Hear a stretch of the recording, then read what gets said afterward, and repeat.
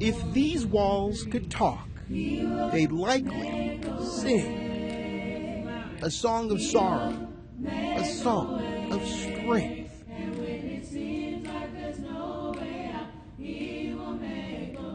It's been a year. Just living on without it's kind of hard. And what a year it has been. She took away my heart. She took away my soul. She took away everything. 1 full year since these church walls have heard the voice of Botham Jean. His voice was definitely a gift from God. But there's a love that lingers, that remains long after you're gone. It sings your song forever. We knew his character. We held his hand. We hugged him. As the courts deal with his death, his friends remember his life. Botham's not here to speak for himself, so we're doing it on his behalf. From an early age, Botham Jean was changing the world. Who at 11 and 12 years old develops a vision to take the gospel to every island in the Caribbean?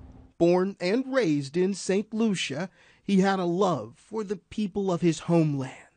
Here was a young black man that one day probably would have been Prime Minister of St. Lucia. His dreams and his ministry brought him to the United States. Botham left St. Lucia about 7 years ago. In his 4th year of college, he was invited to do an internship at PricewaterhouseCoopers in Dallas, and he impressed. He took his job very seriously. That 6-week internship would soon become a career. Dallas became his home away from home. Then, on a Thursday night in September, in his home, death came calling. He was in his sanctuary, in the place where he called home. Dallas police officer Amber Geiger says she went to the wrong floor of her apartment building, to the wrong door. Inside was Botham Jean, who she mistook for an intruder. She would shoot and kill him. If walls could talk, I bet they would sing. Today, Botham would have been worshiping to the best of his ability. Spirit of the Lord. And for these friends, whom he loved like brothers, they sing the last song he sang, the last time they saw him alive. It's a hard worry, but to keep pushing. Like, he wouldn't want me to stop.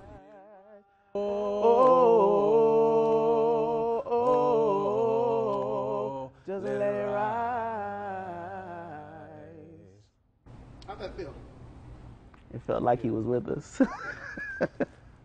And if a song is in fact like a message from an old friend, they know Botham would say forgiveness is the final verse. And while what Amber has done is very painful, I truly believe that if she were to walk through the door, she would be treated with the utmost respect, and she would be able to physically touch and see and feel the love that this congregation would embrace her with.